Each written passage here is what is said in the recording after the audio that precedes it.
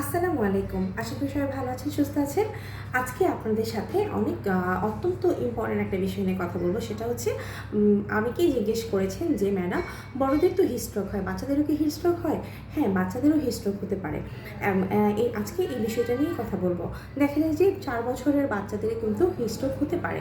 তো আপনারা সেটা কীভাবে বুঝবেন বা সেটা থেকে পরিত্রাণের উপায় কি, আজকে সেই বিষয় নিয়েই কথা বলব। তো বাচ্চাদের দেখা যায় যে ওজনের তুলনায় বডি সারফেসের পরিমাণটা কিন্তু বেশি থাকে। এই জন্য দেখা যায় কি, যখন রোদটা প্রচুর হয়, তাপটা অনেক বেশি হয়, তখন বাচ্চাদের শরীরে সেটা শোষিত হয় বেশি। মানে তারপর এমনিতেই বাচ্চাদের শরীরের টেম্পারেচারটা বেশি থাকে, মানে তাপমাত্রা বেশি থাকে, আবার তাপও বেশি শোষণ করে।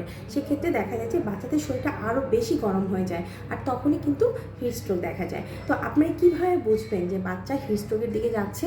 দেখা যায় যে অনেক সময় বাচ্চাদের শরীরে র্যাশ হয়, আবার অনেক বাচ্চা কিন্তু কথা বলতে পারে না। তারা তো বলতে পারবে না যে আমার হাত পা ব্যথা করছে।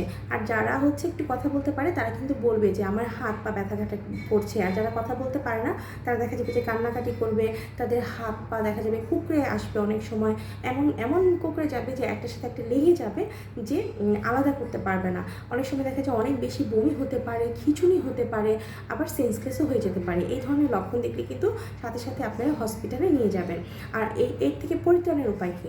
আপনারা বাচ্চাকে বেশি বেশি পানি খাওয়াবেন, যাতে বাচ্চা ডিহাইড্রেটেড না হয়ে যায়।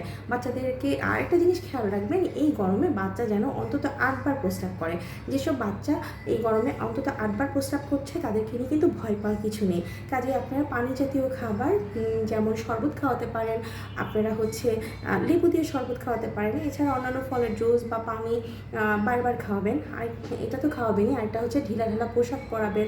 বাচ্চাকে অযাচিতভাবে বাইরে নিয়ে যাবেন না, বাইরে ঘোরাফেরা করার কোনো দরকার নেই। 10টা থেকে 2টার মাঝে বাচ্চাদেরকে কোনোভাবেই এই গরমে বাইরে নিয়ে যাবেন না। আর যদি যেতেই হয়, তাহলে অবশ্যই বাচ্চাদের জন্য পানি আলাদা করে ক্যারি করবেন। আর কোন সব বাচ্চাদের বেশি হয়, যাদের হাড়ের সমস্যা আছে, বা দেখা যায় যে হঠাৎ করে পাতলা পায়খানা হচ্ছে বা বমি হচ্ছে, এসব বাচ্চাকে কোনোভাবেই বাইরে নিয়ে যাবেন না।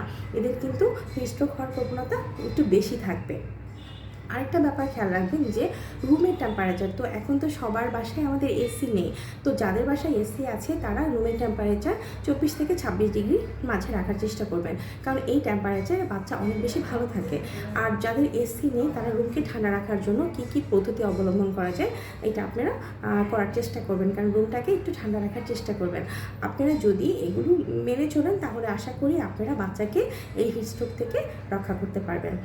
আজকের ভিডিওটা যদি আপনাদের ভালো লাগে, যদি শেয়ার করতে ইচ্ছা করে, তাহলে শেয়ার করে দিবেন, যাতে অন্যরাও বিষয়গুলো জানতে পারে। ভালো থাকবেন, সুস্থ থাকবেন।